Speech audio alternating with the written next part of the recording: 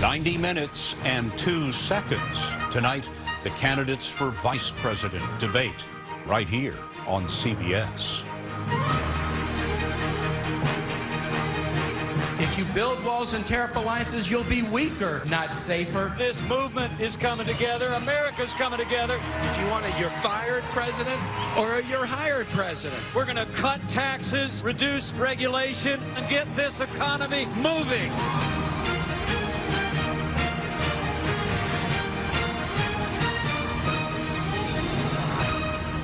Campaign 2016, the vice presidential debate. From CBS News headquarters in New York, here is Scott Pelley.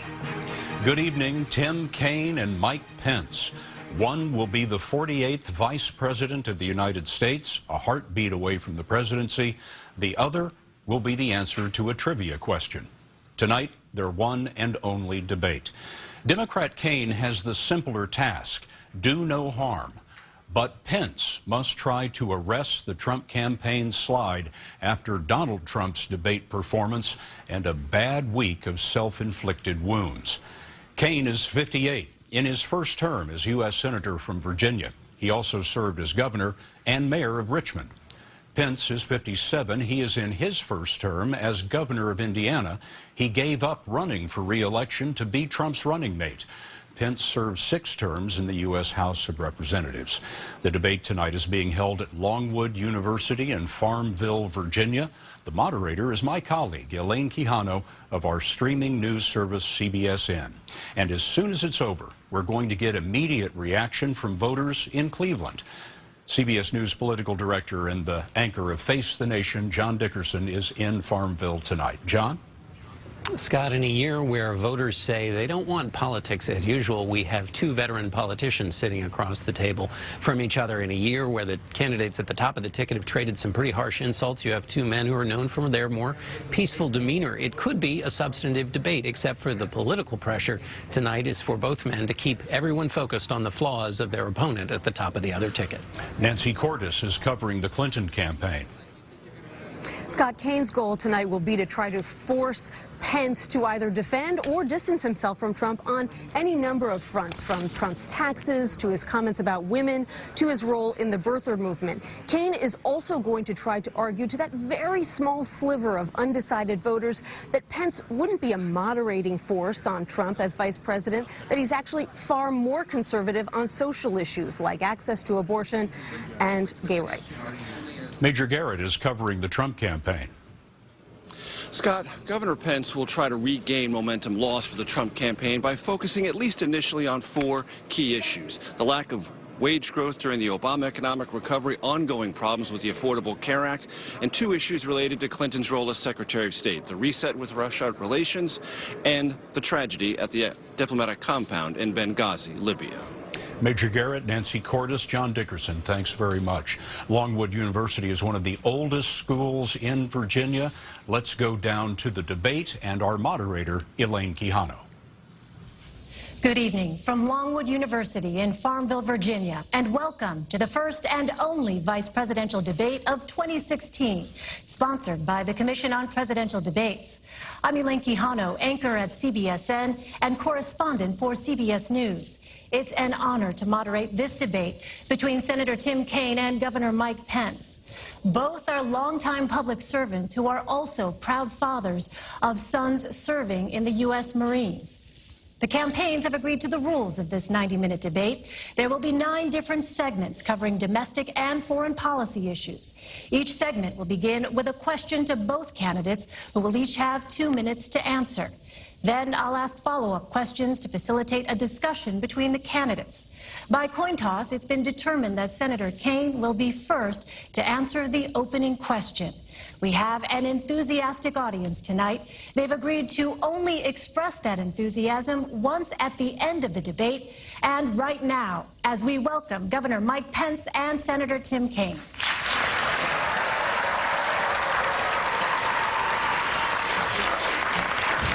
Yes, nice to meet you, Senator. Thank you. It's an honor. Thank you. Nice to meet you. Great to meet you. Thank you.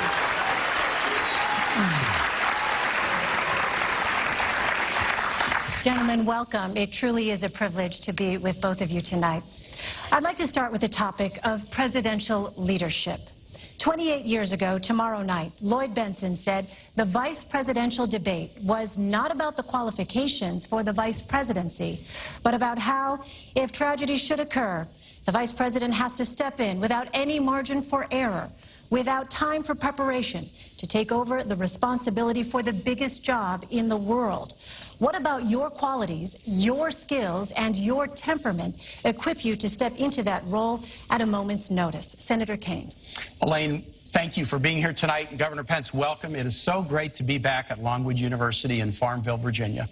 This is a very special place.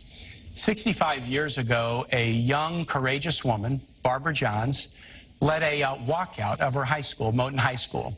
She made history by protesting school segregation. She believed our nation was stronger together, and that walkout led to the Brown versus Board of Education decision that moved us down the path toward equality. I am so proud to be running with another strong, history-making woman, Hillary Clinton, to be President of the United States. I'm proud because her vision of stronger together, building an economy that works for all, not just those at the top, being safe in the world, not only with a strong military, but also strong alliances to battle terrorism and climate change, and also to build a community of respect, just like Barbara Johns tried to do 65 years ago. That's why I'm so proud to be her running mate. Hillary told me why she asked me to be her running mate. She said, the test of a Clinton administration will not be the signing of a bill or the passage of a bill. It'll be whether we can make somebody's life better, whether we can make a classroom better learning environment for school kids or teachers, whether we can make us safer. It's going to be about results. And she said to me, you've been a missionary and a civil rights lawyer, you've been a city councilman and mayor, you've been a lieutenant governor and now a U.S. senator. I think you will help me figure out how to govern this nation so that we always keep in mind that the success of the administration is the difference we make in people's lives. And that's what I bring to the ticket, that experience, having served at all levels of government. But my primary role is to be Hillary Clinton's right-hand person and strong supporter as she puts together the most historic administration possible. And I relish that role. I'm so proud of her. I'll just say this. We trust Hillary Clinton, my wife and I, and we trust her with the most important thing in our life. We have a son deployed overseas in the Marine Corps right now. We trust Hillary Clinton as President and Commander-in-Chief, but the thought of Donald Trump as Commander-in-Chief scares us to death. Governor Pence. Well, first off, thank you, Elaine, and thank you to Norwood University for their wonderful hospitality. The Commission on Presidential Debates is deeply humbling for me to be here. To be surrounded by my wonderful family, and Senator Kaine, it's an honor to be here with you as well. And I also want to say thanks to everyone that's looking in tonight, who understands what an enormously important time this is in the life of our nation. For the last 7.5 years, we've seen America's place in the world weakened. We've seen an economy stifled by more taxes, more regulation, a war on coal, and a failing health care reform come to be known as Obamacare. And the American people know that we need to make a change. And so I want to thank all of you for being with us tonight. I also want to thank Donald Trump for making that call and inviting us to be a part of this ticket. I have to tell you, I'm a small-town boy from a place not too different from Farmville. I grew up with a cornfield in my backyard. My grandfather had immigrated to this country when he was about my son's age. My mom and dad built everything that matters in a small town in southern Indiana. They built a family and a good name and a business, and they raised a family. And I dreamed someday of representing my hometown in Washington, D.C., but honestly, Elaine, I never imagined I'd have the opportunity to be governor of the state that I love, let alone be sitting at a table like this, in this kind of a position. So to answer your question, I would say I would hope that if the responsibility ever fell to me in this role, that I would meet it with the way that I'm going to meet the responsibility should I be elected Vice President of the United States. And that's to bring a lifetime of experience. A lifetime growing up in a small town, a lifetime where I've served in the Congress of the United States, where I've led a state that works in the great state of Indiana, and whatever other responsibilities might follow from this, I would hope, and frankly, I would pray to be able to meet that moment with that lifetime of experience. Senator Kaine, on the campaign trail, you praise Secretary Clinton's character, including her commitment to public service. Yet 60% of voters don't think she's trustworthy. Why do so many people distrust her? Is it because they have questions about her emails and the Clinton Foundation? Elaine, let me tell you why I trust Hillary Clinton. Here's what people should look at as they look at a public servant.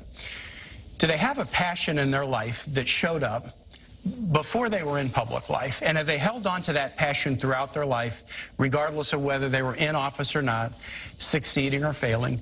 Hillary Clinton has that passion. From a time as a kid in a Methodist youth group in the suburbs of Chicago, she has been focused on serving others with a special focus on empowering families and kids.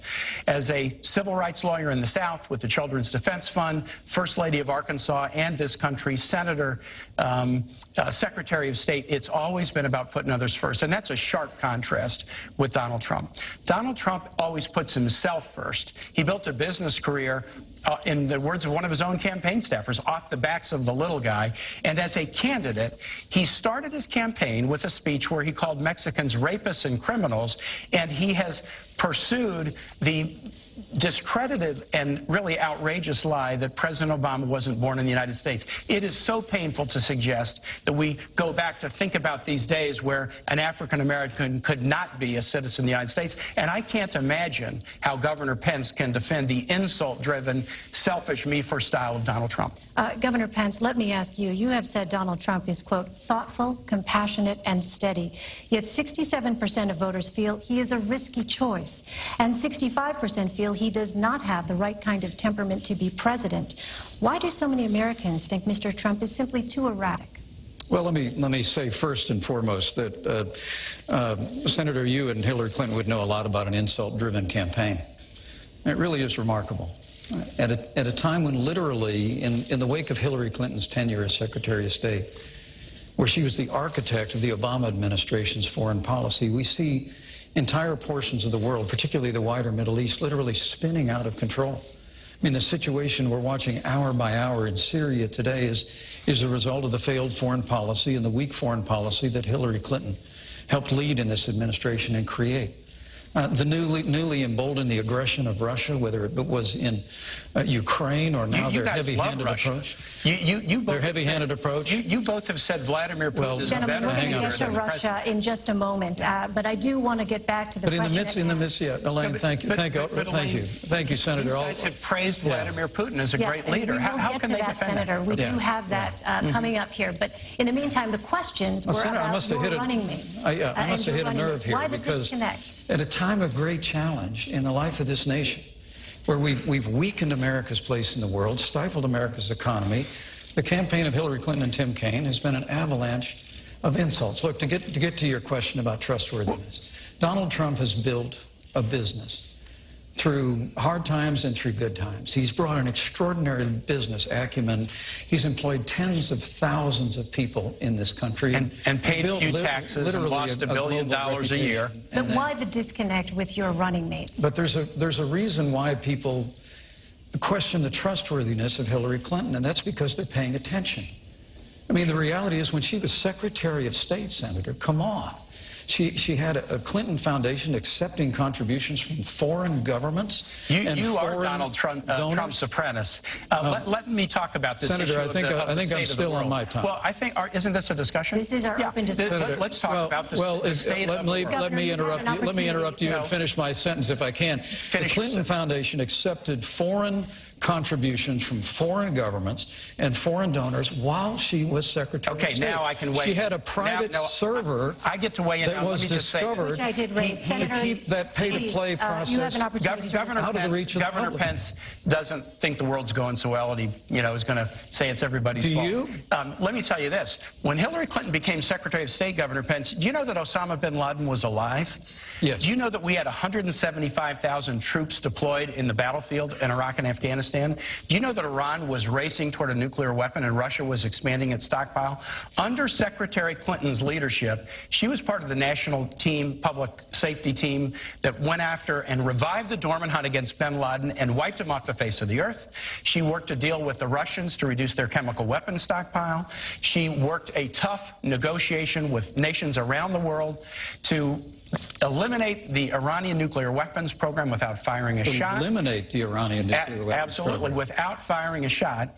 And instead of 175,000 American troops deployed overseas, we now have 15,000. Right, and these are very, very. And Iraq has been overrun by ISIS. Because Hillary Clinton failed to renegotiate. More American troops in Iraq, Hillary Clinton failed to renegotiate a status of forces agreement. No, that is incorrect. And so we removed all of our troops from Iraq, and ISIS was able to be conjured up in that vacuum but I'd like to and overrun vast areas of Iraq. President Bush said we would leave Iraq at the end of 2011. And Elaine, Iraq didn't want our troops to stay, and they wouldn't give us the protection for our troops. And guess what? If a nation where our troops are serving does not want us to stay, we're not going to stay without them being protected. It was a failure of the Secretary of State. If Governor Pence wants to put more troops back in Iraq, there are a lot of people wondering in this country about the economy. Right. Let's turn to the issue of the economy. According to the Nonpartisan Committee for a Responsible Federal Budget, neither of your economic plans will reduce the growing $19 trillion gross national debt. In fact, your plans would add even more to it. Both of you were governors who balanced state budgets. Are you concerned that adding more to the debt could be disastrous for the country? Governor Pence. I think the fact that that under this past administration, of which Hillary Clinton was a part, we've almost doubled the national debt, is atrocious. I mean, I'm very proud of the fact that I come from a state that works. The state of Indiana has balanced budgets. We cut taxes. We made record investments in education and in infrastructure. And I still finished my term with $2 billion in the bank. That's a little bit different than when Senator Kaine was governor here in Virginia. He actually tried to raise taxes by about $4 billion. He left his state about $2 billion in the hole. The state of Indiana, we've cut unemployment in half. Unemployment doubled when he was governor. But I think he's a very fitting running mate for Hillary Clinton. Because in the wake of a season where American families are struggling in this economy, under the weight of higher taxes and Obamacare and the war on coal and the stifling avalanche of regulation coming out of this administration, Hillary Clinton and Tim Kaine want more of the same. It really is remarkable that they actually are advocating $1 trillion in tax increases, which I get that. You tried to raise taxes here in Virginia and were unsuccessful. But $1 trillion in tax increases, more regulation, more of the same war on coal, and more of Obamacare that now even former President Bill Clinton calls Obamacare a crazy plan. But Hillary Clinton and Tim Kaine want to build on Obamacare. They want to expand it into a single-payer program. And for all the world, Hillary Clinton just thinks Obamacare is a good start. Look, Donald Trump and I have a plan to get this economy moving again. Just the way that it worked in the 1980s, just the way it worked in the 1960s. And that is by lowering taxes across the board for working families, small businesses, and family farms, ending the war on coal that is hurting jobs and hurting this economy, even here in Virginia, repealing Obamacare, lock, stock, and barrel, and repealing all of the executive orders that Barack Obama has signed that are stifling economic growth in this economy. We can get America moving again, put on top of that the kind of trade deals that'll put the American worker first, and you've got a prescription for real growth. And when you get the economy growing, Elaine, that's when you can deal with the national debt. When we get back to 3.5% to 4% growth, with Donald Trump's plan will do, then we're going to have the resources to meet our nation's needs at home and abroad, and we're going to have the ability to bring down the national debt. Senator Kaine. Elaine, on the economy, there's a fundamental choice for the American electorate. Do you want a you're hired president in Hillary Clinton, or do you want a you're fired president in Donald Trump? I think that's not such a hard choice. Hillary and I have a plan that's on the table that's a you're hired plan. 5 components. First thing we do is we invest in manufacturing, infrastructure, and research in the clean energy jobs of tomorrow. Second thing is we invest in our workforce, from pre-K education to great teachers to debt-free college and tuition-free college for families that make less than $125,000 a year. Third, we promote fairness by raising the minimum wage so you can't work full-time and be under the poverty level, and by paying women equal pay for equal work.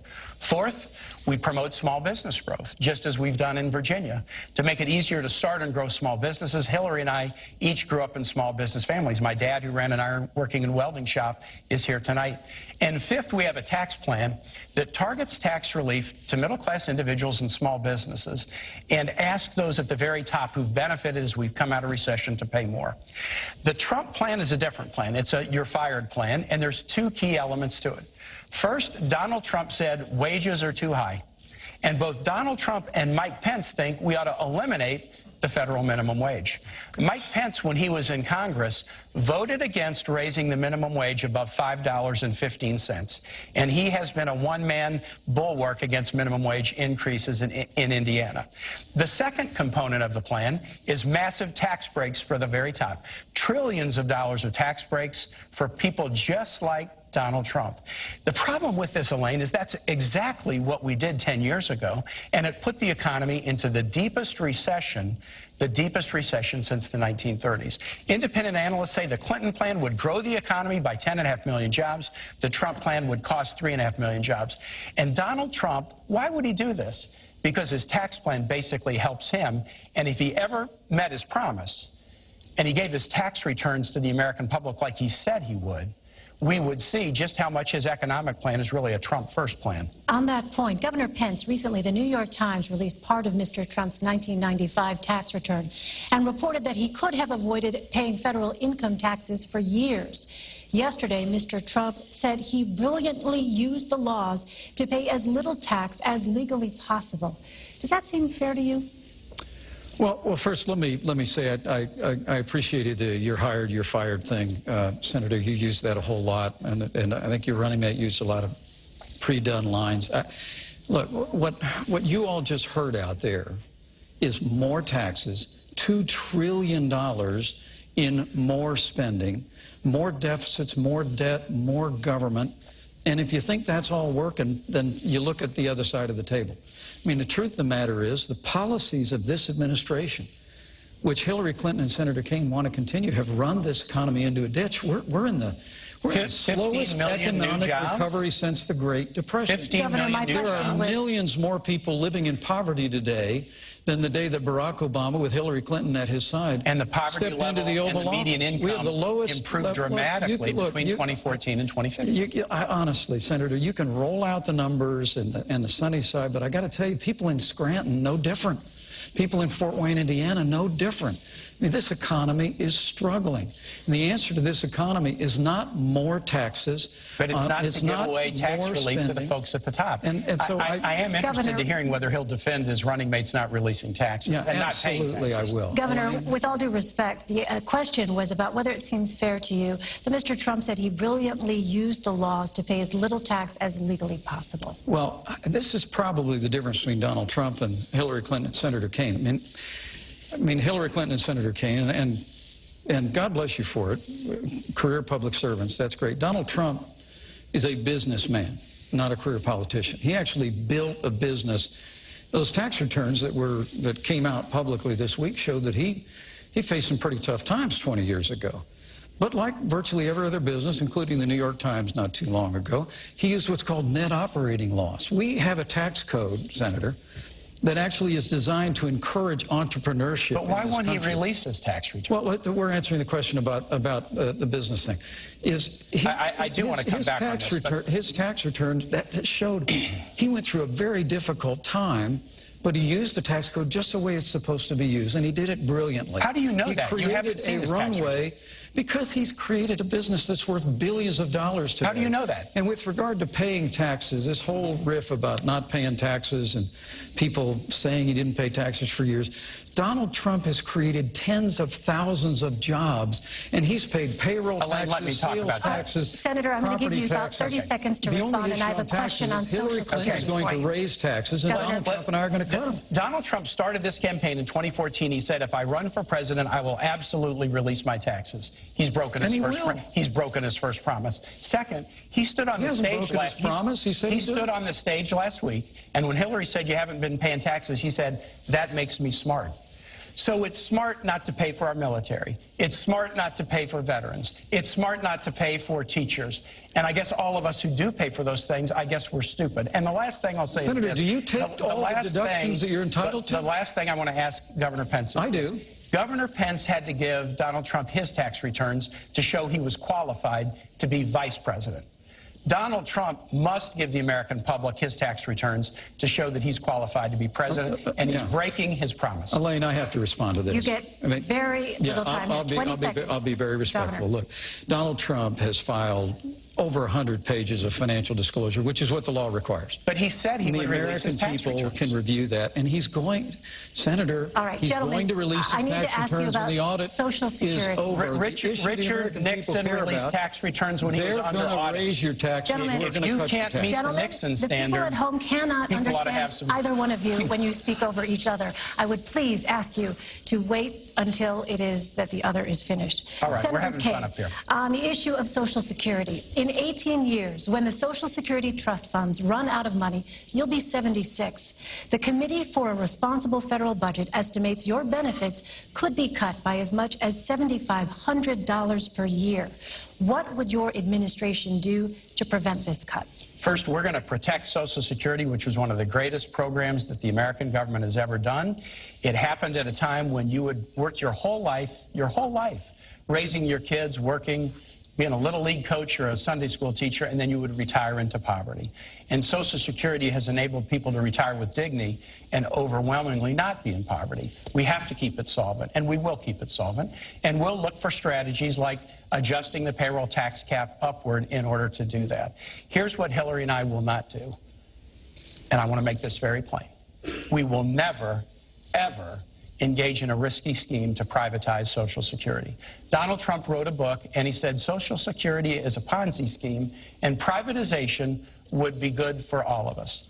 And when Congressman Pence was in Congress, he was the chief cheerleader for the privatization of Social Security. Even after President Bush stopped pushing for it, Congressman Pence kept pushing for it. We're going to stand up against efforts to privatize Social Security, and we'll look for ways to keep it solvent going forward, focusing primarily on the payroll tax cap. Governor Pence, I'll give you an opportunity to respond. Well, thanks, Elaine. There they go again. Okay. All Donald Trump and I have said about Social Security is we're going to meet our obligations to our seniors. That's it. Go read the book. We've said we're going to meet the obligations of Medicare. That's what this campaign is really about, Senator. And I get this is the old scare tactic that they roll out, scare the seniors. But you have a voting record, Governor. And I get all of that. I just look. There's a question that you asked a little bit earlier that I have to go back to. I can't believe that you won't defend your own voting record. I have to go back to. Well, look, you're running with Hillary Clinton, who wants to raise taxes by $1 trillion, increase spending by $2 trillion. And you say you're going to keep the promises of Social Security. Donald Trump and I are going to cut taxes. We're going to reform government programs. You're going to raise taxes on the middle class. So we can meet the obligations of Social Security and Medicare. All right. If we stay on the path that your party has us on, we're going to be in a mountain range of debt, and we're going to face hard choices. Gentlemen, I want to move on now. You did ask us a question about debt, and the debt explosion on the Trump plan is much, much bigger than anything on the Clinton side. All right, let me move on now to the issue of law enforcement and race relations. Law enforcement and race relations. After the Dallas police shooting, Police Chief David Brown said, quote, "We're asking cops to do too much in this country. Every societal failure, we put it off on the cops to solve. Not enough mental health funding, not enough drug addiction funding. Schools fail. Let's give it to the cops." Do we ask too much of police officers in this country? And how would you specifically address the chief's concerns? Senator Kaine. Elaine, I think that's a very fair comment. I think we put a lot on police shoulders. And this is something I got a lot of scar tissue and experience on. I was a city councilman and mayor in Richmond. And when I came in, we had one of the highest homicide rates in the United States. We fought very, very hard over the course of my time in local office with our police department, and we reduced our homicide rate nearly in half. And then when I was governor of Virginia, we worked hard too. And we did something we had really wanted to do. For the first time ever, we cracked the top 10 safest states because we worked together. Here's what I learned as a mayor and a governor. The way you make communities safer and the way you make police safer is through community policing. You build the bonds between the community and the police force, build bonds of understanding, and then when people feel comfortable in their communities, that gap between the police and the communities they serve narrows. And when that gap narrows, it's safer for the communities and it's safer for the police. That model still works across our country, but there are some other models that don't work. An overly aggressive, more militarized model Donald Trump recently said we need to do more stop and frisk around the country. That would be a big mistake because it polarizes the relationship between the police and the community. So here's what we'll do. We'll focus on community policing. We will focus on, and Hillary Clinton has rolled out a really comprehensive mental health reform package that she worked on with law enforcement professionals. And we will also fight the scourge of gun violence in the United States. I'm a gun owner. I'm a strong Second Amendment supporter. But I got a lot of scar tissue because when I was governor of Virginia, there was a horrible shooting at Virginia Tech. And we learned that through that painful situation, that gaps in the background record check system should have been closed, and it could have prevented that crime. And so we're going to work to do things like close background record checks. And if we do, we won't have the tragedies that we did. One of those killed at Virginia Tech was a guy named Liviu Librescu. He was a 70-plus-year-old Romanian Holocaust survivor. He'd survived the Holocaust. Then he survived the Soviet Union takeover of his country. But then he was a visiting professor at Virginia Tech, and he couldn't survive the scourge of gun violence. We can support the Second Amendment and do things like background record checks and make us safer, and that'll make police safer, too. Governor Pence. You know, my uncle was a cop, a career cop, on the beat in downtown Chicago. He was my hero when I was growing up. When we go up to visit my dad's family in Chicago, my three brothers and I would marvel at my uncle when he would come out in his uniform, sidearm at his side. Police officers are the best of us. And men and women, white, African American, Asian, Latino, Hispanic, they put their lives on the line every single day. And let me say, at the risk of agreeing with you, community policing is a great idea. It's worked in the Hoosier State, and we fully support that. Donald Trump and I are going to make sure that law enforcement have the resources and the tools to be able to really restore law and order to the cities and communities of this nation. It's probably why the 330,000 members of the Fraternal Order of Police endorsed Donald Trump as the next president of the United States of America, because they see his commitment to them. They see his commitment to law and order. But they also hear the bad-mouthing that comes from people that seize upon tragedy in the wake of police action shootings as a reason to use a broad brush to accuse law enforcement of implicit bias or institutional racism. And that really has got to stop. I mean, when an African-American police officer in Charlotte named Brentley Vinson, an all-star football player who went to Liberty University here in the state, came home, followed his dad into law enforcement, joined the force in Charlotte in 2014, was involved in a police action shooting that claimed the life of Keith Lamont Scott. It was a tragedy. I mean, we mourn with those who mourn. We grieve with those who grieve. We're saddened at the loss of life. But Hillary Clinton actually referred to that moment as an example of implicit bias in the police force, where she used, when she was asked in the debate a week ago whether there was implicit bias in law enforcement, her only answer was that there's implicit bias in everyone in the United States. I just think what we ought to do is we ought to stop seizing on these moments of tragedy. We ought to assure the public that we'll have a full and complete and transparent investigation whenever there's a loss of life because of police action. But, Senator, please, enough of this seeking every opportunity to demean law enforcement broadly by making the accusation of implicit bias every time tragedy occurs. Elaine, people shouldn't be afraid to bring up issues of bias in law enforcement. And if you're afraid to have if you're afraid to have the discussion, you'll never solve it. And so here's an example, heartbreaking. We would agree this is a heartbreaking example. The guy, Philando Castile, who was killed in St. Paul. He was a worker, a valued worker in a local school. And he was killed for no apparent reason in an incident that will be discussed and will be investigated. But when folks went and explored this situation, what they found is that Philando Castile, who was they called him Mr. Rogers with dreadlocks in the school that he worked. The kids loved him. That he had been stopped by police 40 or 50 times before that fatal incident. And if you look at sentencing in this country, African Americans and Latinos get sentenced for the same crimes at very different rates. We need criminal justice reform. Indiana has passed criminal justice But I just want to say, those who say we should not be able to bring up and talk about bias in the system will never solve the problem. When an African-American police officer is involved in a police action shooting involving an African-American, why would Hillary Clinton accuse that African-American police officer of implicit I guess I can't believe you are defending the position that there is no bias and it's a topic. Governor Pence, I have a question on that point. I did not make that statement. Your fellow Republican, Governor Pence, Senator Tim Scott, who is African-American, recently spoke on the Senate floor. He said he was stopped 7 times by law enforcement in 1 year. A U.S. He Senator. said, I have felt the anger, the frustration, the sadness, and the humiliation that comes with feeling like you're being targeted for nothing more than being just yourself. What would you say to Senator Scott about his experiences? Well, I have the deepest respect for Senator Scott, and he's a close friend.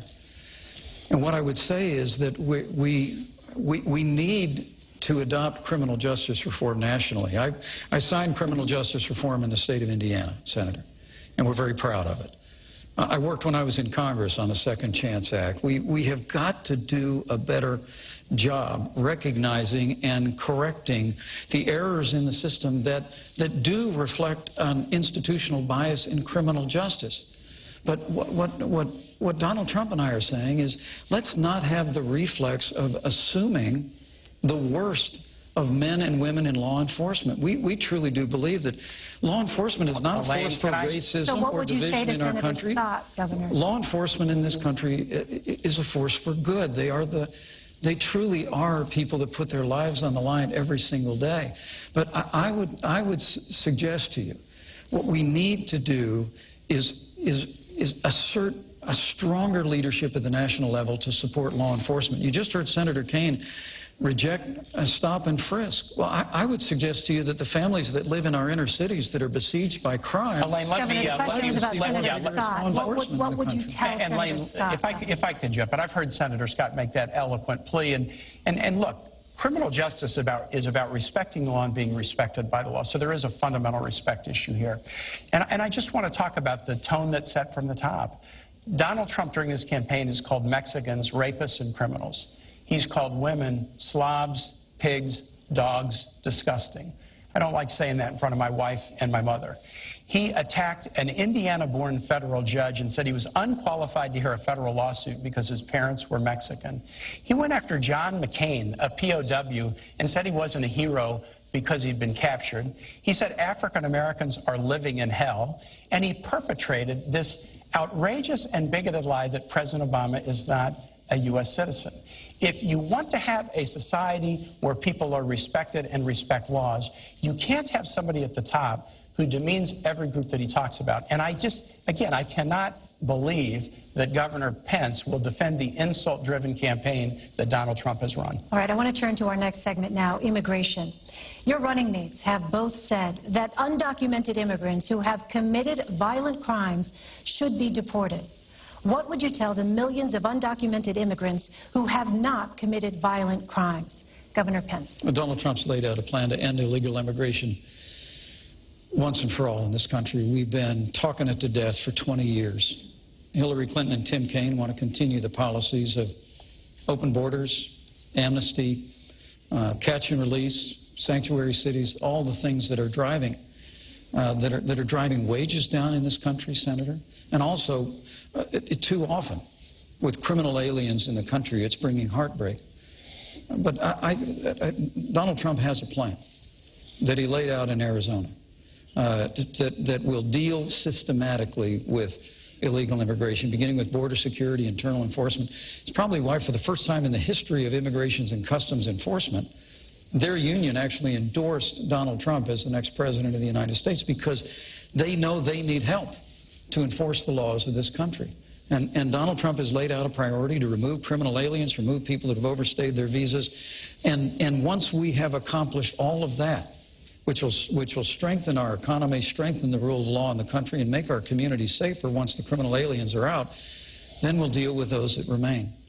But I have to tell you, I was listening to the avalanche of insults coming out of Senator Kaine a minute ago. These were Donald. He says, hold on a second, it's my Governor. time, Senator. It is, in fact, the governor's time. I apologize. This is your 2 minutes. Thanks, I forgive you. He says ours is an insult-driven campaign. Did you all just hear that? Ours is an insult-driven campaign. I mean, to be honest with you, if Donald Trump had said all the things that you said he said, in the way you said he said them, he still wouldn't have a fraction of the insults that Hillary Clinton leveled when she said that half of our supporters were a basket of deplorables. She said they were irredeemable. They were not America.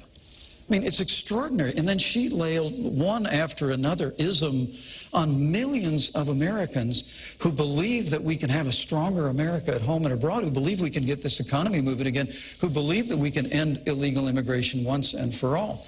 So, Senator, this insult-driven campaign, I mean, that's small potatoes compared to Hillary Clinton calling half of Donald Trump's supporters a basket of deplorables. Hillary Clinton said something on the campaign trail, and the very next day she said, you know what, I shouldn't have said that. She said she shouldn't have said half. Governor, this is Senator Kaine's 2 minutes, please. Yeah, that's right. So now we're even. Yeah. Look for Donald Trump apologizing to John McCain for saying he wasn't a hero. Did Donald Trump apologize for calling women slobs, pigs, dogs, disgusting? She apologized for saying Governor, it is his 2 minutes, please. Did Donald Trump apologize for taking after somebody in a Twitter war and making fun of her weight? Did he apologize for saying African Americans are living in hell? Did he apologize for saying President Obama was not even a citizen of the United States? You will look in vain to see Donald Trump ever taking responsibility for anybody and apologizing. Immigration. There's 2 plans on the table.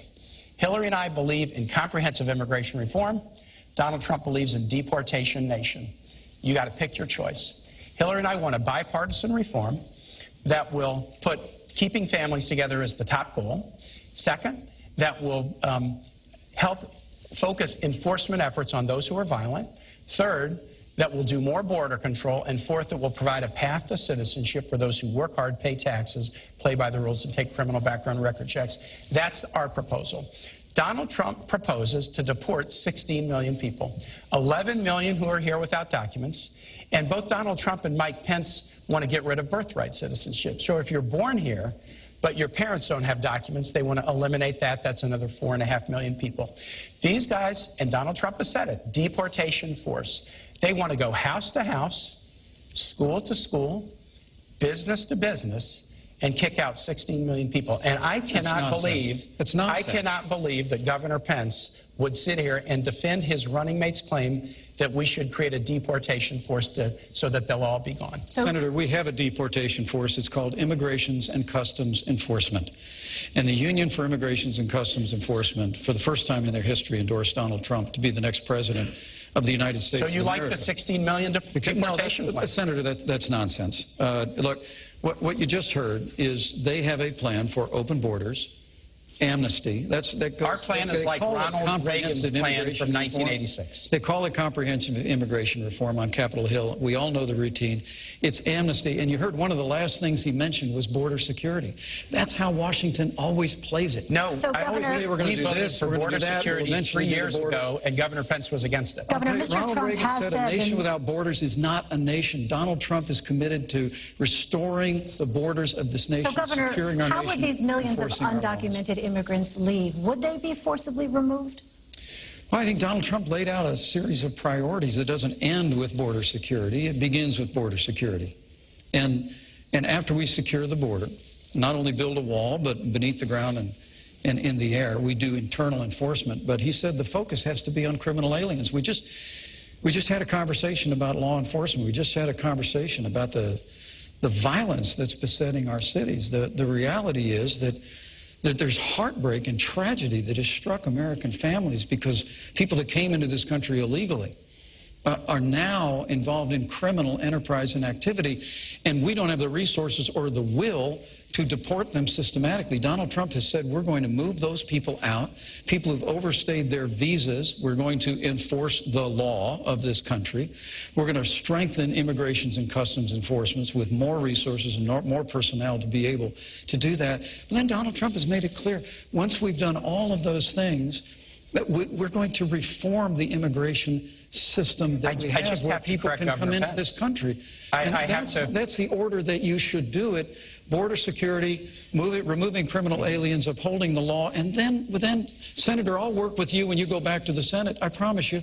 We'll work with you to reform the immigration system. I look forward to working together in whatever capacities we serve in, but I just want to make it very, very clear that he's trying to fuzz up what Donald Trump has said. When Donald Trump spoke in Phoenix, he looked the audience in the eye, and he said, no, we're building the wall, and we're deporting everybody. He said, quote, they will all be gone.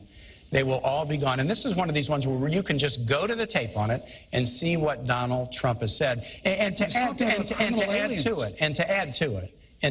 it, we are a nation of immigrants. Mike Pence and I both are descended from immigrant families. Some things, you know, maybe weren't said so great about the Irish when they came, but we've done well by absorbing immigrants, and it's made our nation stronger. When Donald Trump says Mexicans are rapists and criminals, Mexican immigrants, when Donald Trump says about your judge, who's your judge, he said that Judge Curiel was unqualified to hear a case because his parents were Mexican. I can't imagine how you could defend that. Gentlemen, I'd like to shift now to the threat of terrorism. Do you think the world today is a safer or more dangerous place than it was 8 years ago? Has the terrorist threat increased or decreased? Senator Kaine. The terrorist threat has decreased in some ways because bin Laden is dead. The terrorist threat has decreased in some ways because an Iranian nuclear weapons program has been stopped. The terrorist threat to United States troops has been decreased in some ways because there's not 175,000 in a dangerous part of the world. There's only 15,000, but there are other parts of the world that are challenging. Let me tell you this. To beat terrorism, there's only one candidate who can do it, and it's Hillary Clinton. Remember, Hillary Clinton was the senator from New York on 9/11. She was there at the World Trade Center when they were still searching for victims and survivors. That seared onto her the need to beat terrorism. And she's got a plan to do it. She was part of the national security team that wiped out bin Laden. Here's her plan to defeat ISIL. First, we got to keep taking out their leaders on the battlefield. She was part of the team that got bin Laden, and she'll lead the team that will get Abu Bakr al-Baghdadi, the head of ISIS. Second, we got to disrupt financing networks. Third, disrupt their ability to recruit on the internet in their safe havens. But fourth, we also have to work with allies to share and surge intelligence. That's the Hillary Clinton plan. She's got the experience to do it. Donald Trump. Donald Trump can't start a Twitter war with Miss Universe without shooting himself in the foot. Donald Trump doesn't have a plan. He said, I have a secret plan, and then he said, I know more than all the generals about ISIL. And then he said, I'm going to call the generals to help me figure out a plan. And finally, he said, I'm going to fire all the generals. He doesn't have a plan. But he does have dangerous ideas. Here's four. He trash talks the military. The military is a disaster. John McCain's no hero. The generals need all to be fired, and I know more than them. He wants to tear up alliances. NATO is obsolete and will only work together with Israel if they pay big league. Third, he loves dictators. He's got kind of a personal Mount Rushmore. Vladimir Putin, Kim Jong-un, Muammar Gaddafi, and Saddam Hussein. And last and most dangerously, Donald Trump believes that the world will be safer if more nations have nuclear weapons. He said Saudi Arabia should get them, Japan should get them, Korea should get them. And when he was confronted with this and told, wait a minute, terrorists could get those, proliferation could lead to nuclear war, here's what Donald Trump said, and I quote, go ahead, folks, enjoy yourselves. I'd love to hear Governor Pence tell me what's so enjoyable or comical about nuclear war. Governor Pence. Did you work on that one a long time? Because that had a lot of really creative lines in it. Well, I'm going to see if you can defend any of it. Look, I can defend. I can make it very clear to the American people. After traveling millions of miles as our Secretary of State, after being the architect of the foreign policy of this administration, America is less safe today than it was the day that Barack Obama became President of the United States. It's absolutely inarguable. We've weakened America's place in the world. It's been a combination of factors, but mostly it's been a lack of leadership. I mean, I will give you, and I was in Washington, D.C. on 9/11. I saw the clouds of smoke rise from the Pentagon. I was in Virginia, where the Pentagon's located. I know you were. We all lived through that day as a nation. It was heartbreaking. And I want to give this president credit for bringing Osama bin Laden to justice. But the truth is, Osama bin Laden led al-Qaeda. Our primary threat today is ISIS. And because Hillary Clinton failed to renegotiate a status of forces agreement that would have allowed some American combat troops to remain in Iraq and secure the hard-fought gains the American soldier had won by 2009, ISIS was able to be literally conjured up out of the desert, and it's overrun vast areas that the American soldier had won in Operation Iraqi Freedom. My heart breaks for the likes of Lance Corporal Scott Zubowski. He fell in Fallujah in 2005. He fought hard through some of the most difficult days in Operation Iraqi Freedom. And he paid the ultimate sacrifice to defend our freedom and secure that nation. And that nation was secured in 2009. But because Hillary Clinton and Barack Obama failed to provide a status of forces agreement and leave sufficient troops in there, we are back at war. The president just ordered more troops on the ground. We are back at war in Iraq. And Scott Zubowski, whose mom would always come to Memorial Day events in Newcastle, Indiana to see me, and I'd always give her a hug and tell her we're never going to forget our son, and we never will.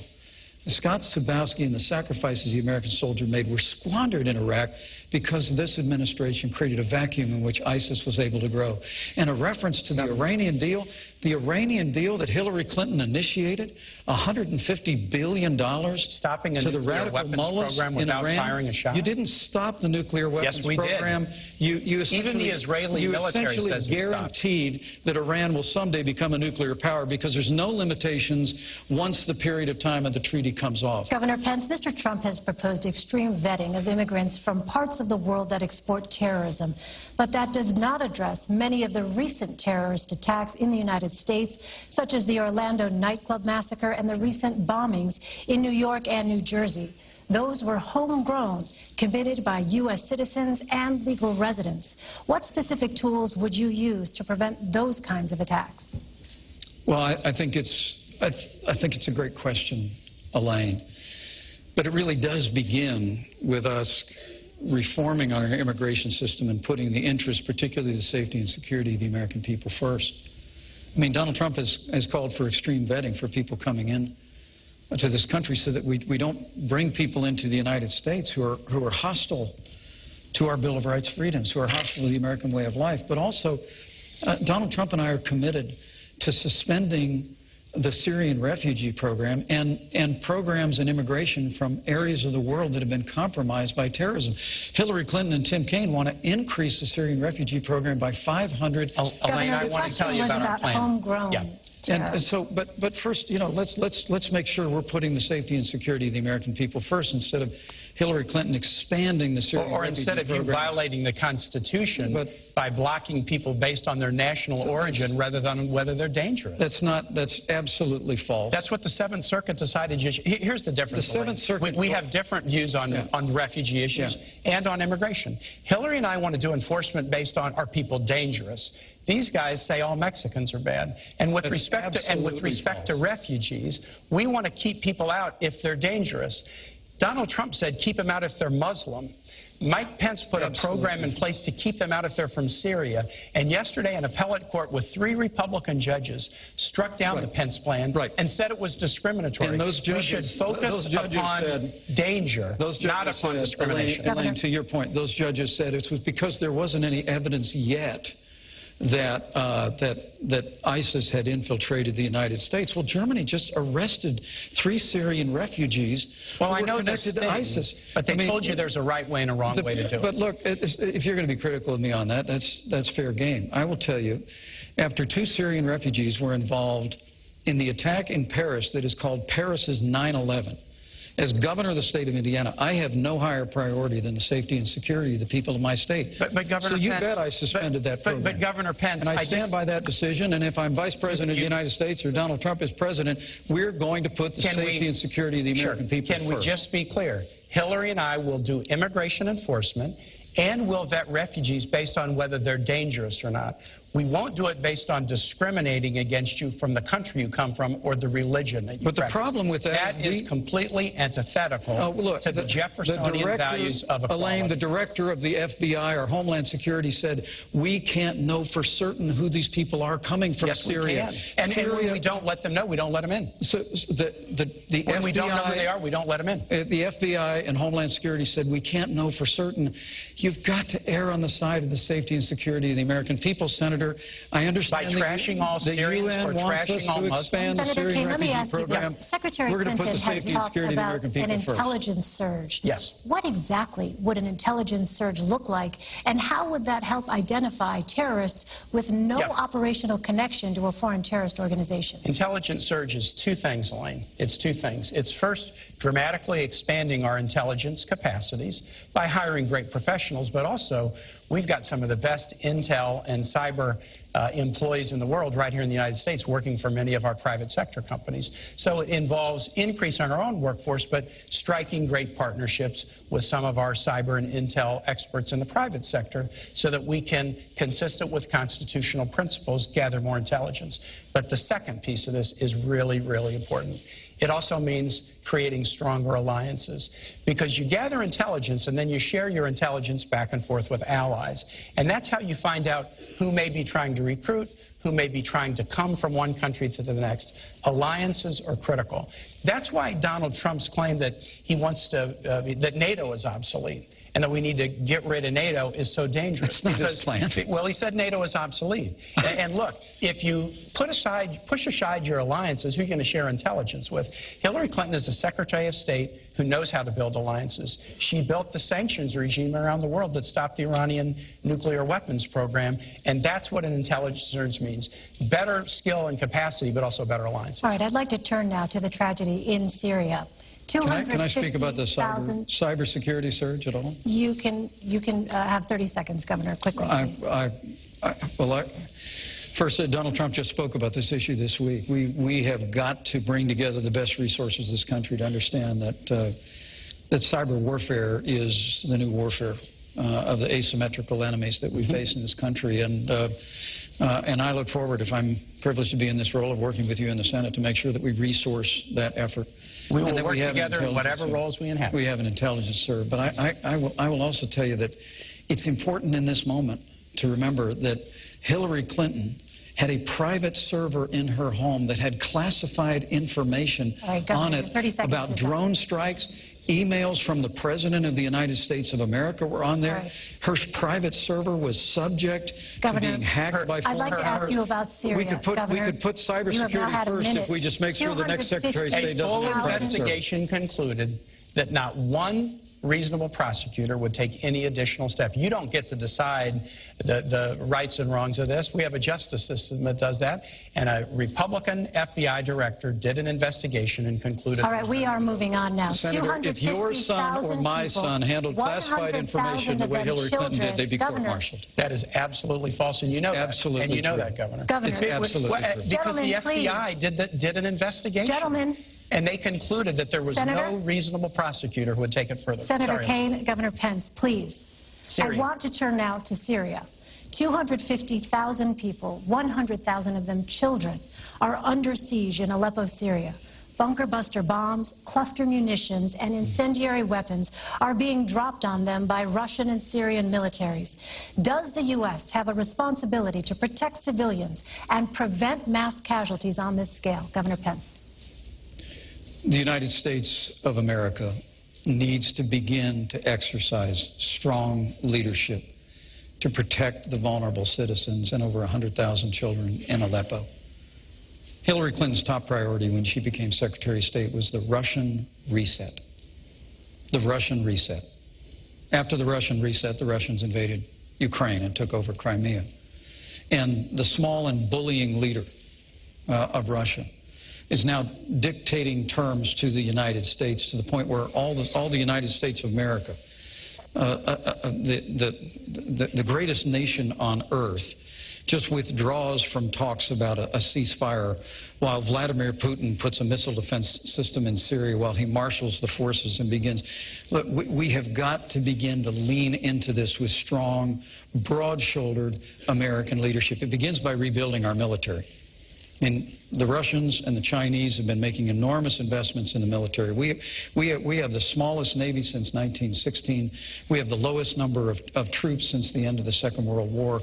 We've got to work with the Congress and Donald Trump will to rebuild our military and project American strength in the world. But about Aleppo and about Syria, I truly do believe that what America ought to do right now is to immediately establish safe zones so that families and vulnerable families with children can move out of those areas, work with our Arab partners real time right now to make that happen.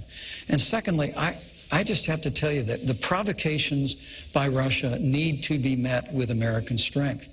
And if Russia chooses to be involved and continue, I should say, to be involved in this barbaric attack on civilians in Aleppo, the United States of America should be prepared to use military force to strike military targets of the Assad regime, to prevent them from this humanitarian crisis that is taking place in Aleppo. There's a broad range of other things that we ought to do as well. We ought to deploy a missile defense shield to the Czech Republic and Poland, which Hillary Clinton and Barack Obama pulled back on out of not wanting to offend the Russians back in 2009. We've just got to have American strength on the world stage. When Donald Trump becomes president of the United States, the Russians and other countries in the world will know they're dealing with a strong American president. Senator Hillary and I also agree that the establishment of a humanitarian zone in northern Syria with the provision of international human aid consistent with the UN Security Council resolution that was passed in February 2014 would be a very, very good idea. And Hillary also has the ability to stand up to Russia in a way that this ticket does not. Donald Trump again and again has praised Vladimir Putin, and it's clear that he has business dealings with Russian oligarchs who are very connected to Putin. The Trump campaign management team had to be fired a month or so ago because of those shadowy connections with pro-Putin forces. Governor Pence made the odd claim. He said, inarguably, Vladimir Putin is a better leader than President Obama. Vladimir Putin's run his economy into the ground.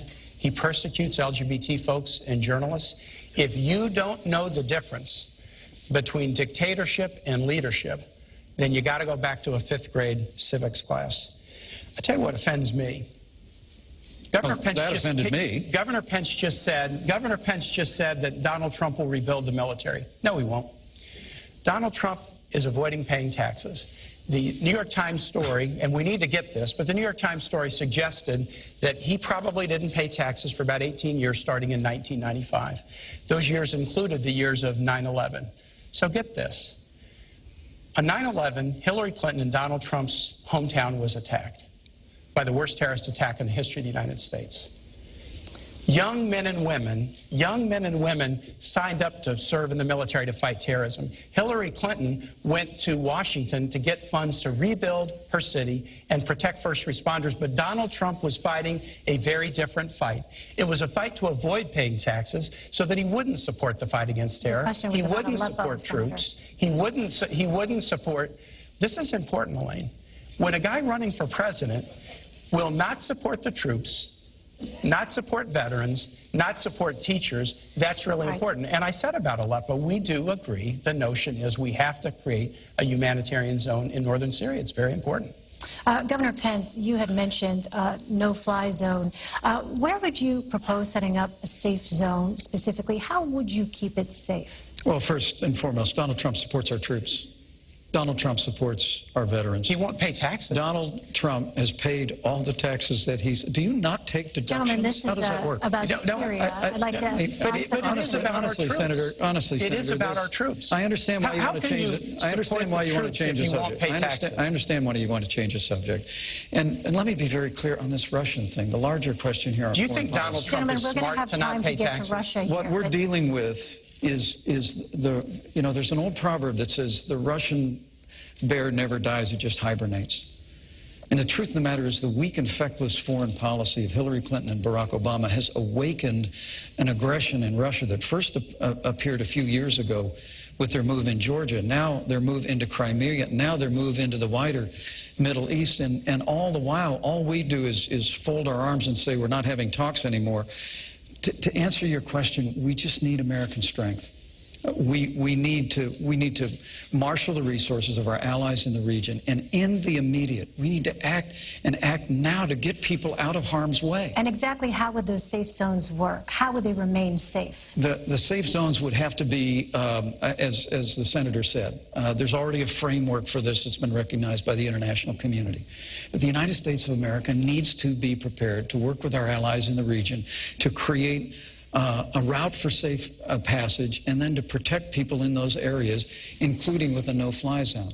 But look, this is very tough stuff. I served on the Foreign Affairs Committee for a decade. I traveled in and out of that region for 10 years. I saw what the American soldier won in Operation Iraqi Freedom, and to see the weak and feckless leadership that Hillary Clinton was the architect of in the foreign policy of the Obama administration. Let me come back and talk deeply about troubling to me. That will all let me change talk about the day the things that Donald Trump Governor becomes Pence president of the doesn't United want to States. acknowledge, Elaine. He doesn't want to acknowledge that we stopped the Iranian nuclear weapons program. He doesn't want to acknowledge that Hillary was part of the team that got bin Laden. He doesn't want to acknowledge that it's a good thing, not a bad thing. That it's a good thing, not a bad thing, that we're down from 175,000 troops deployed overseas to 15,000. But let me tell you what will really make the Middle East dangerous.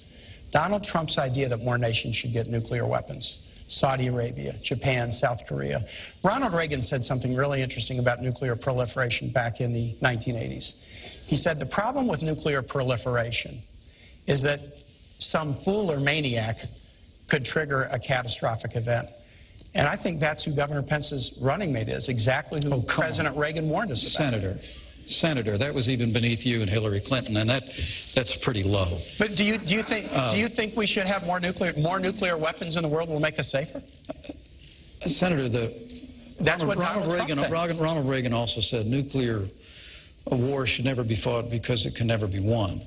And the United States of America needs to make investments in modernizing our nuclear force for both deterrence Donald Trump's claim that more nations should get nuclear to our allies. But let me go back to this Iran thing. I mean, he keeps saying that that Hillary Clinton, who started the deal with the Iranians, prevented Iran from getting a nuclear weapon. That's what the Israeli head of the Joint Chiefs of Staff is saying right now. Well, that's not what Israel thinks. Gadi Eisenkot, you can go check it. You wouldn't necessarily know that. I know you boycotted Prime Minister Netanyahu's speech. No, I visited him in his office. I visited him in his office. You boycotted the speech. The point is, what this so-called Iran deal did was essentially guarantee. I mean, when I was in Congress, I fought hard on a bipartisan basis with Republican and Democrat members to move forward the toughest sanctions, literally in the history of the United States against Iran. And then Hillary used them. We were bringing them to heel, but the goal was always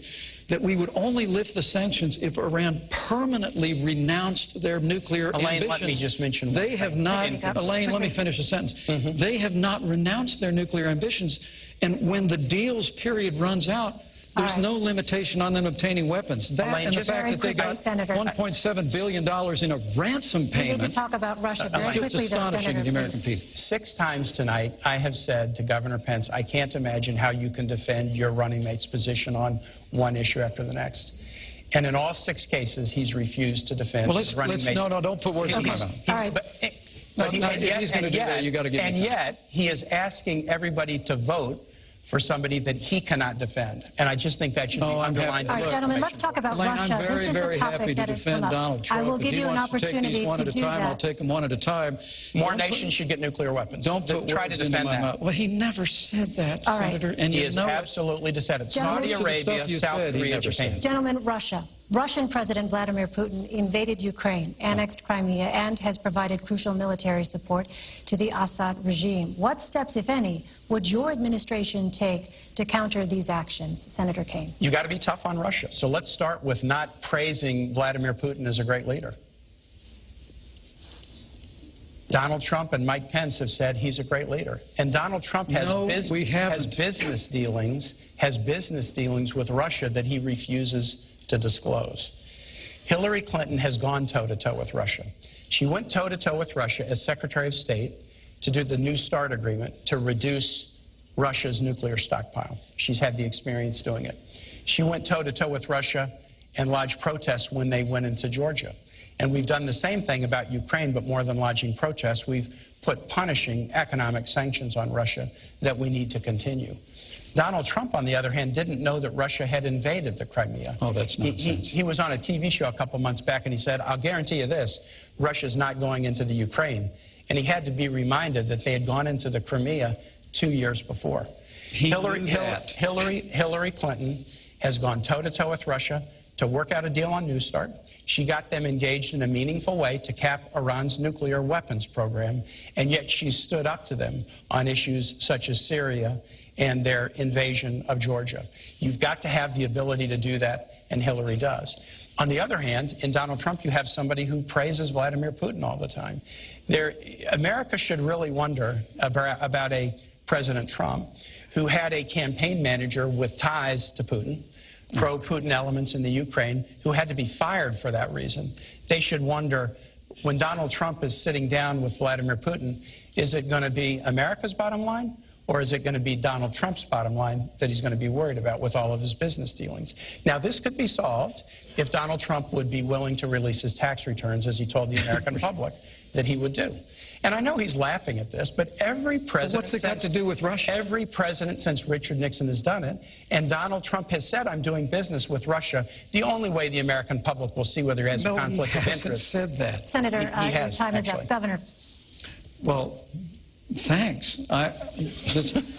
Just trying to keep up with the insult-driven campaign on the other side of the table. You know, I'm just saying facts about your running mate. Yeah. Well, and I know you can't defend Senator, him. please, I'm happy to defend him, Senator. Don't put words in my mouth that I'm not defending him. You're not. I'm happy to defend him. Most of what you said is completely false, and the American people know that. I'll run through the list of things where you didn't defend. Senator, where you please, just say stuff and people believe it. Look, this is the alternative universe of Washington, D.C. versus reality. Hillary Clinton said her #1 priority was a reset with Russia. That reset resulted in the invasion of Ukraine. After they'd infiltrated with what are called little green men, Russian soldiers that were dressing up like Ukrainian dissidents. And then they moved all the way into Crimea, took over the Crimean Peninsula. And Donald Trump knew that happened. He basically was saying it's not going to happen again. The truth of the matter is that what you have in the rise of aggressive Russia, which has had increased its influence in Iran, that now because of this deal is on a pathway in the future to obtain a nuclear. The leading state sponsor of terror in the world, in Iran, now has a closer working relationship with Russia because of Hillary Clinton and Barack Obama's foreign policy, and $150 billion and sanctions all being lifted. And then, of course, Syria. I mean, it really is extraordinary. Syria is imploding. You just asked a very thoughtful question about the disaster in Aleppo. ISIS is headquartered in Raqqa. ISIS from Raqqa has overrun vast areas that at great sacrifice the American soldier won in Operation Iraqi Freedom. And yet, Senator Kaine still sits here, loyal soldier, I get all that. It is saying that the foreign policy of Hillary Clinton and Barack Obama somehow made the world more secure. It really is astonishing that on the day that Iran released 4 American hostages, we delivered $400 million in cash as a ransom payment for Americans held by the radical mullahs in Tehran. And Governor, just today, Mr. Trump said, quote, Putin has no respect for Hillary Clinton and no respect for Obama. Why do you think he'll respect a Trump-Pence administration? Strength. Plain and simple. Business. Donald Trump, that's nonsense. Donald Trump Donald Trump's son leader says who is going to lead with American strength. We're going to rebuild our military. And let me say this whole Putin thing. Look, America is stronger than Russia. Our economy is 16 times larger than the Russian economy. America's political system is superior to the crony, corrupt capitalist system in Russia in every way. When Donald Trump and I observe that, as I've said, in Syria, in Iran, in Ukraine, that the small and bullying leader of Russia has been stronger on the world stage than this administration, that's stating painful facts. That's not an endorsement of Vladimir Putin. That's an indictment of the weak and feckless leadership of Hillary Clinton and Barack Obama. Well, this is one where we can just kind of go to the tape on it. But Governor Pence said, inarguably, Vladimir Putin is a better leader than President Biden. That is absolutely inaccurate.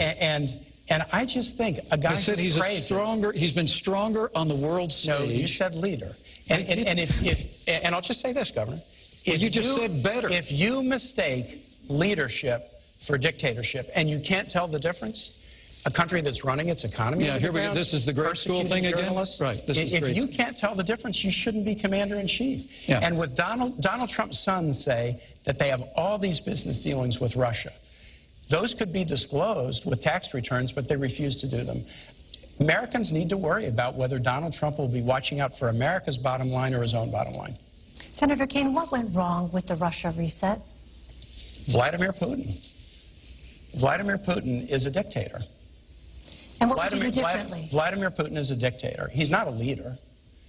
Anybody who thinks otherwise doesn't know Russian history and they don't know Vladimir Putin. Hillary Clinton knows exactly who this guy is. John McCain said, I look at his eyes and I see KGB, and Hillary kind of has that same feeling. So how do you deal with them? We do have to deal with Russia in a lot of different ways. There are areas where we can cooperate. So it was Hillary Clinton who worked with Russia on the New START treaty to reduce their nuclear weapons stockpile. It was Hillary Clinton that worked with Russia to get them engaged in a community of nations to stop the Iranian nuclear weapons program without firing a shot. She's not going around praising Vladimir Putin as a great guy, but she knows how to sit down at a table and negotiate tough deals. This is a very challenging part of the world, and we ought to have a commander-in-chief who is prepared and done it, rather than somebody who goes around praising Vladimir Putin as a great leader. All right, I'd like to ask now about North Korea, Iran, and the threat of nuclear weapons. North Korea recently conducted its 5th and most powerful nuclear test. Right. What specific steps would you take to prevent North Korea from developing a nuclear-armed missile capable of reaching the United States? Governor Pence. Well, first, we need to make a commitment to rebuild our military, including modernizing our nuclear forces. And we also need an effective American diplomacy that will marshal the resources of nations in the Asian Pacific Rim to put pressure on North Korea, on Kim Jong-un, to abandon his nuclear ambitions. It has to remain the policy of the United States of America, the denuclearization of the Korean Peninsula. Plain and simple. And when Donald Trump is president of the United States, we're not going to have the kind of posture in the world that has Russia invading Crimea and Ukraine, that has the Chinese building new islands in the South China Sea, that has literally the world, including North Korea, flouting American power. We're going to go back to the days of peace through strength. But I have to tell you that all this talk about tax returns, and I get it, you know, you want to keep bringing that up. It must have until well in some focus group. But here, Hillary Clinton and her husband set up a private foundation called the Clinton Foundation. While she was Secretary of State, the Clinton Foundation accepted tens of millions of dollars from foreign governments and foreign donors. Now y'all need to know out there, this is basic stuff. Foreign donors and certainly foreign governments cannot participate in the American political process. They cannot make financial contributions. But the Clintons figured out a way to create a foundation where foreign governments and foreign donors could donate millions of dollars. And then we found, thanks to the good work of the Associated Press, that more than half of her private meetings when she was Secretary of State were given to major donors of the Clinton Foundation. When you talk about all these baseless rumors about Russia and the rest, Hillary Clinton, you asked the trustworthy question at the very beginning. The reason the American people don't trust Hillary Clinton is because they are looking at the pay-to-play politics that she operated with the Clinton Foundation through a private server while she's Secretary of State. And they're saying enough is enough. Senator Kaine. I'm going to talk about the foundation, then I'll talk about North Korea. So, on the foundation. I am glad to talk about the foundation. The Clinton Foundation is one of the highest rated charities in the world. It provides AIDS drugs to about 11.5 million people. It helps Americans deal with opioid overdoses. it gets higher rankings for its charity than the American Red Cross does. The Clinton Foundation does an awful lot of good work. Hillary Clinton, as Secretary of State, took no action to benefit the foundation. The State Department did an investigation, and they concluded that everything Hillary Clinton did as Secretary of State was completely in the interests of the United States. So the foundation does good work, and Hillary Clinton, as Secretary of State, acted in the interest of the United States. But let's compare this now with the Trump Organization and the Trump Foundation. The Trump Organization is an octopus-like organization with tentacles all over the world, whose conflict of interest could only be known if Donald Trump would release his tax returns. He's refused to do it. His sons have said that the organization has a lot of business dealings in Russia. And remember, the Trump Organization is not a nonprofit. It's putting money into Donald Trump's pockets and into the pockets of his children, whereas the Clinton Foundation is a nonprofit, and no Clinton family member draws any salary. The Trump Foundation is a nonprofit. In addition, Donald Trump has a foundation. The foundation was just fined for illegally contributing foundation dollars to a political campaign of a Florida Attorney General.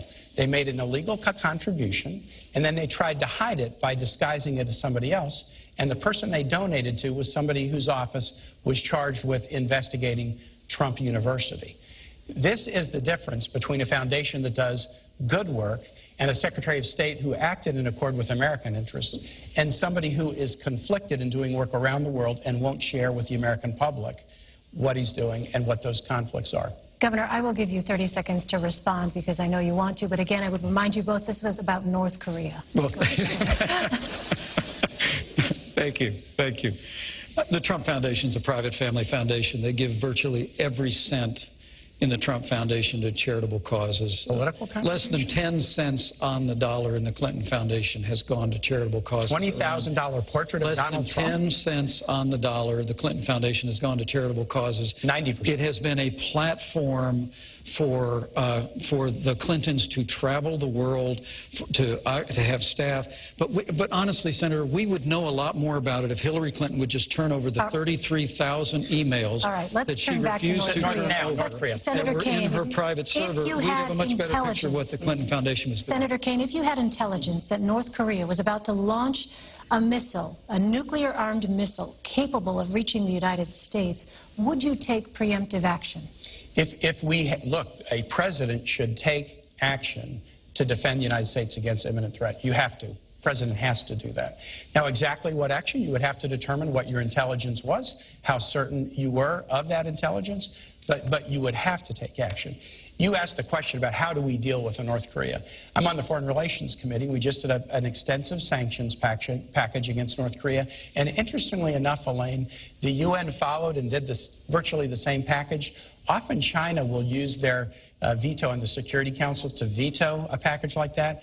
They're starting to get worried about North Korea, too. Yeah. So they actually supported the sanctions package, even though many of the sanctions are against Chinese firms, Chinese financial institutions. So we're working together with China, and we need to. China is another one of those relationships where it's competitive, it's also challenging, and in times like North Korea, we have to be able to cooperate. Hillary understands that very well. She went once famously to China and stood up at a human rights meeting and looked him in the eye and said, women's rights are human rights. They didn't want her to say that, but she did. But she's also worked on a lot of diplomatic and important diplomatic deals with China, and that's what it's going to take. The thing I would worry a little bit about is that Donald Trump owes about $650 million to banks, including the Bank of China. I'm not sure he could stand up so tough to the people who have loaned him money. All right, I'd like to turn to our next segment now. And in this, I'd like to focus on social issues. You have both been open about the role that faith has played in your lives. Can you discuss in detail a time when you struggled to balance your personal faith and a public policy position? Senator Kaine. Yeah, that's an easy one for me, Elaine. It's an easy one. I'm really fortunate. I grew up in a wonderful household with great Irish Catholic parents. My mom and dad are sitting right here. I was educated by Jesuits at Rockhurst High School in Kansas City, my 40th reunions in 10 days. And I worked with Jesuit missionaries in Honduras now nearly 35 years ago, and they were the heroes of my life. I try to practice my religion in a very devout way and follow the teachings of my church in my own personal life. But I don't believe in this nation, a First Amendment nation, where we don't raise any religion over the other, and we allow people to worship as they please, that the doctrines of any one religion should be mandated for everyone. For me, the hardest struggle in my faith life was the Catholic Church is against the death penalty, and so am I. But I was governor of a state, and the state law said that there was a death penalty for crimes if the jury determined them to be heinous. And so I had to grapple with that. When I was running for governor, I was attacked pretty strongly because of my position on the death penalty. But I looked the voters of Virginia in the eye and said, look, this is my religion. I'm not going to change my religious practice to get one vote. But I know how to take an oath and uphold the law. And if you elect me, I will uphold the law. And I was elected, and I did. It was very, very difficult to allow executions to go forward. But in circumstances where I didn't feel like there was a case for clemency, I told Virginia voters I would uphold the law, and I did. That was a real struggle, but I think it is really, really important that those of us who have deep faith lives don't feel like we can just substitute our own views for everybody else in society, regardless of their views. Governor Pence. Well, it's a wonderful question, and my Christian faith is at the very heart of who I am. I was also raised in a wonderful family of faith. It was church on Sunday morning and grace before dinner, but my Christian faith became real for me when I made a personal decision for Christ when I was a freshman in college. And I've tried to live that out, however imperfectly, every day of my life since. And with my wife at my side, we followed a calling into public service where we've tried to keep faith with the values that we cherish. And with regard to when I struggle, I appreciate and I have a great deal of respect for Senator Kane's sincere faith. I truly do. That's shared. But for me, I would tell you that for me, the sanctity of life proceeds out of the belief that ancient principle that where God says, before you were formed in the womb, I knew you. And so, for my first time in public life, I've sought to stand with great compassion for the sanctity of life. The state of Indiana has also sought to make sure that we expand alternatives in healthcare counseling for women, non-abortion alternatives. I'm also very pleased with the fact we're well on our way in Indiana to becoming the most pro-adoption state in America. I think if you're going to be pro-life, you should be pro-adoption. But what I can't understand is with Hillary Clinton and now Senator Kane at her side, is to support a practice like partial birth abortion.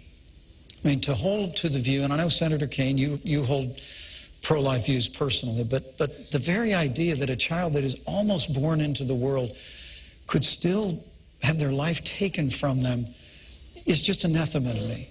And I can't conscience about a party that supports that. Or that I know you've historically opposed taxpayer funding of abortion, but Hillary Clinton wants to repeal the long-standing provision in the law where we said we wouldn't use taxpayer dollars to fund abortion. So for me, my faith informs my life. I try and spend a little time on my knees every day, but it all for me begins with cherishing the dignity, the worth, the value of every human life. Elaine, this is a fundamental question. A fundamental question. Hillary and I are both people out of religious backgrounds. Her Methodist church experience was really formative for her as a public servant. But we really feel like you should live fully and with enthusiasm the commands of your faith. But it is not the role of the public servant to mandate that for everybody else. So let's talk about abortion and choice. Let's talk about that. We support Roe versus Wade. We support the constitutional right of American women to consult their own conscience, their own supportive partner, their own minister, but then make their own decision about pregnancy. That's something we trust American women to do that. And we don't think that women should be punished, as Donald Trump said they should, for making the decision to have an abortion. Governor Pence wants to repeal Roe versus Wade. He said he wants to put it on the ash heap of history. And we have some young people in the audience who weren't even born when Roe was decided. This is pretty important. Before Roe versus Wade, states could pass criminal laws to do just that, to punish women if they made the choice to terminate a pregnancy. I think you should live your moral values. But the last thing, the very last thing that government should do is have laws that would punish women who make reproductive choices. And that is the fundamental difference between a Clinton-Kaine ticket and a Trump-Pence ticket that wants to punish women who make that choice. It's really not. Donald Trump and I would never support legislation that punished women who made the heartbreaking choice to end a pregnancy. Then why did Donald Trump say that? We just never would. Why did he say that? Well, look, he's not a polished politician like you and Hillary Clinton, and so, you know, well, I would don't admit always that's not come a out exactly the way he means them, but I'm telling you what other policy line from the Gospel of Matthew. From the fullness of the heart, the mouth speaks. Yeah. When Donald Trump says women should be punished, or Mexicans are rapists and criminals, I'm telling you, or John McCain's not a hero, he is showing you who he is. Senator, you whipped out that Mexican thing again. Look.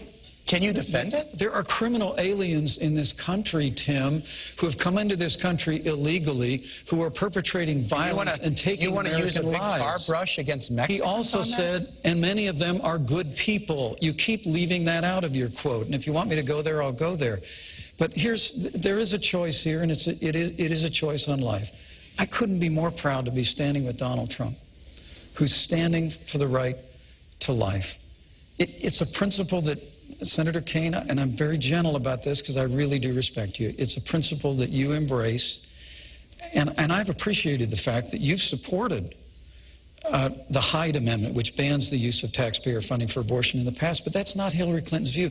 People need to understand we can come together as a nation. We can create a culture of life. More and more young people today are embracing life because we know we're better for it. We can, like Mother Teresa said at that famous National Prayer Breakfast. This is important. Let's welcome the children into our world. There are so many families around the country who can't have children. We could improve adoption so that families that can't have children can adopt more readily those children. Why don't you trust women to make this choice for themselves?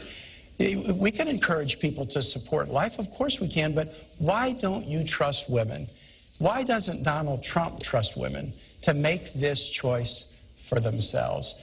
That's what we ought to be doing in public life, living our lives of faith or motivation with enthusiasm and excitement, convincing each other, dialoguing with each other about important moral issues of the day. But on fundamental issues of morality, we should let women make their own decisions. A society can be judged by how it deals with its most vulnerable, the aged, the infirm, the disabled, and the unborn. I believe it with all my heart, and I couldn't be more proud to be standing with a pro-life candidate in Donald Trump. I do have one final question for you both tonight. It has been a divisive campaign. Senator Kaine, if your ticket wins, what specifically are you going to do to unify the country and reassure the people who voted against you? That's a really important one. That may be the $64,000 question, because it has been a divisive campaign. And again, Hillary's running a campaign about stronger together. And Donald Trump, and this is not directed at this man, except to the extent that he can't defend Donald Trump. Donald Trump has run a campaign that's been about one insult after the next. But we do have to bring the country together. So here's what we'll do. Hillary Clinton was First Lady, then Senator for 8 years and Secretary of State. And I serve in the Senate. And I'm really amazed, Elaine, as I talk to Republican senators, how well they regard and respect Hillary Clinton. She was on the Armed Services Committee. She was on other committees. She worked across the aisle when she was First Lady to get the CHIP program passed so that 8 million low-income kids have health insurance in this country, including 150,000 in Indiana. She worked across the aisle after 9/11 to get health benefits for the first responders who bravely went into the towers and into the Pentagon. She worked to get benefits for TRICARE benefits for National Guard members, including Hoosiers and Virginians in the National Guard. She has a track record of working across the aisle to make things happen. And you know, Elaine, I have the same track record. I was a governor of Virginia with 2 Republican houses. And in the Senate, I have good working relationships across the aisle. Because, yeah, I think it's fine to be a Democrat or Republican or independent, but after Election Day, the goal is work together. And Hillary Clinton has a track record of accomplishment across the aisle that will enable her to do just that when we work with the new Congress in January. Governor, how will you unify the country if you win? Well, thank you, Elaine, and thanks for a great discussion. Absolutely. Tonight. Thank you, Senator. This is a very challenging time in the life of our nation. Weakened America's place in the world after the leadership of Hillary Clinton and Barack Obama on the world stage has been followed by an economy that is truly struggling, stifled by an avalanche of more taxes, more regulation, Obamacare, the war on coal, and the kind of trade deals that have put American workers in the back seat.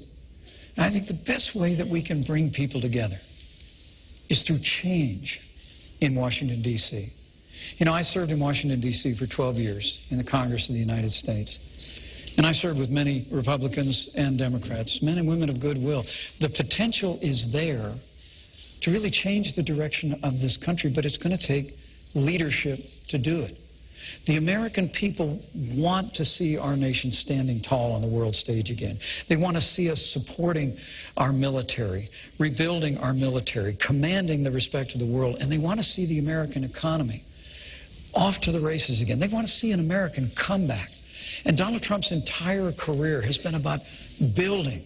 It's going through hardship just like a business person does, and finding a way through smarts and ingenuity and resilience to fight forward. And when Donald Trump becomes president of the United States, we're going to have a stronger America. When you hear him say he wants to make America great again, when we do that, I truly do believe the American people are going to be standing taller.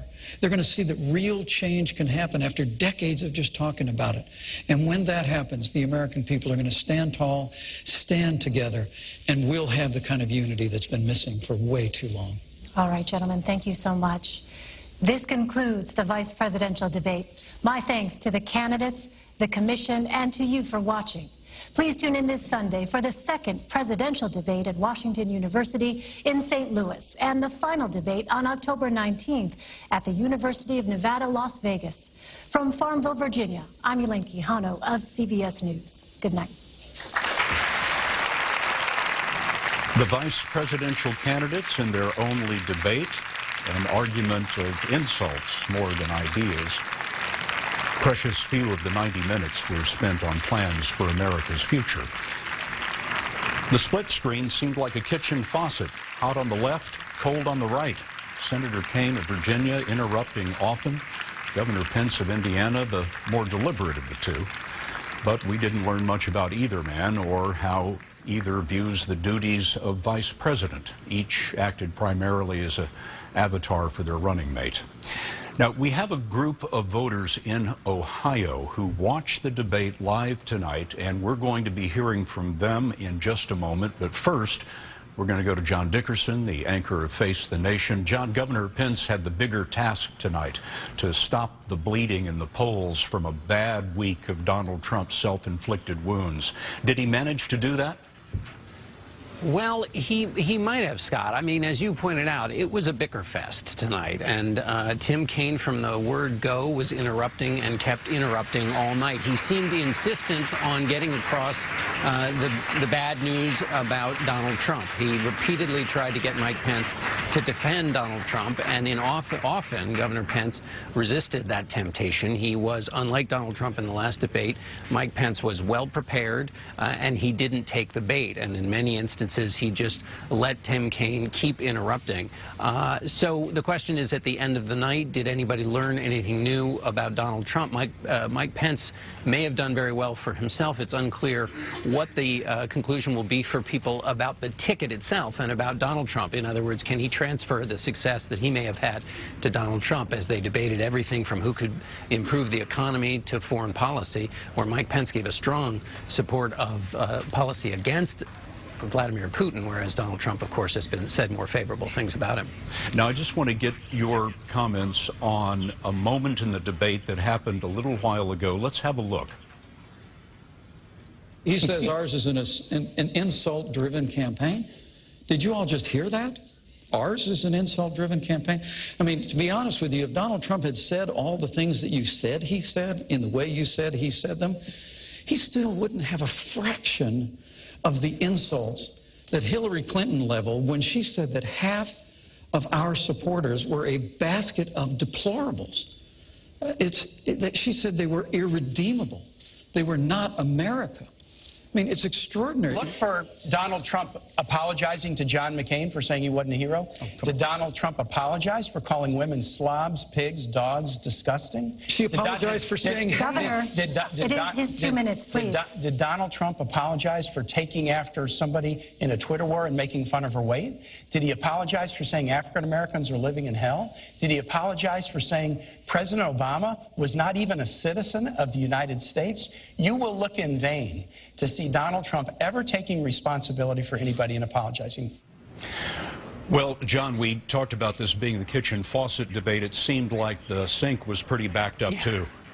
Yeah, the sink, if they weren't throwing it at each other. That defines much of this debate. You know, it ended on a serious, substantive conversation about faith and abortion that was perhaps a model of how debates could go. But that was just a few minutes. The majority of this debate was very much like that, a lot of bickering and interrupting, and anybody trying to figure out where these candidates stand would have had a tough time sifting through the thicket of back and forth like that.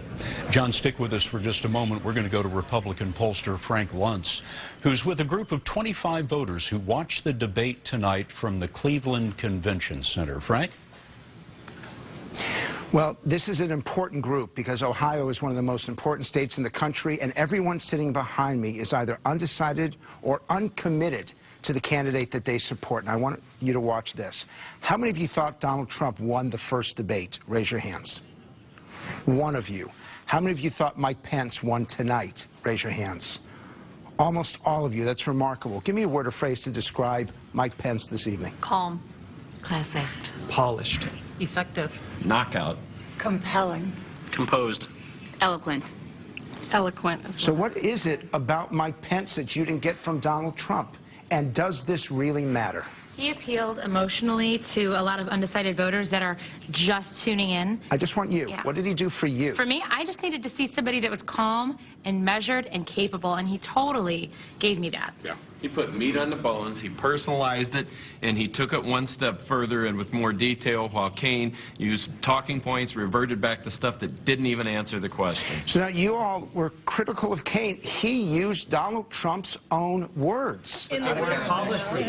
Go ahead. They weren't policy. They were what he said about Mexicans or whatever, and Pence focused on, okay, we're talking about immigration here. You can call Mexicans that, but he talked about the policy, actually. Pence didn't do a lot to actually defend Trump. He just jumped in and defended the platform very well. And you thought that was effective? Very effective. Yeah. Kaine cherry-picked things that made Trump sound like a crazy person, and Kaine came off looking like a crazy person. But you still thought Kaine won. Tell me why.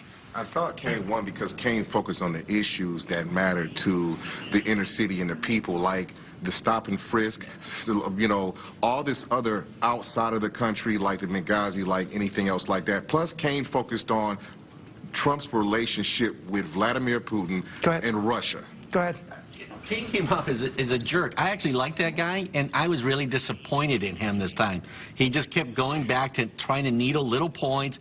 A total jerk, condescending. I think he reinforced the worst of Hillary. I think he really did her a disservice. Now, before we went on the air, you were very uncomfortable with Donald Trump. Did Mike Pence move you in any way? Yes and no. I liked the way he was today. I liked him when he stuck to his issues, but when he gets to his religion, that's when he loses me. So here's the question. Is this going to change any of your opinions? Are any of you now more likely to vote for Donald Trump because of what you heard from Mike Pence? Raise your hands. 2, 4, 6, 8, 10. So half of you. Will it actually change any of your votes? Nobody. Well, that's pretty significant. What we found tonight is that Mike Pence had the most impact by far. But anyone last shot, anyone change your mind because of what you saw this evening? I need to see more. Right. Yes. Remember, these are undecided and uncommitted voters in Ohio. They're the ones that really matter. And tonight was a very good night for the Trump-Pence ticket. Frank Luntz for us tonight. Frank, thank you, and thanks to all the voters there in Ohio. We're going to have some fact-checking, and we'll have Bob Schieffer as CBS News coverage of the 2016 vice presidential debate continues in just a moment. He's got kind of a personal Mount Rushmore. Vladimir Putin, Kim Jong-un, Muammar Gaddafi, and Saddam Hussein. Did you work on that one a long time? Because that had a lot of really creative lines in it.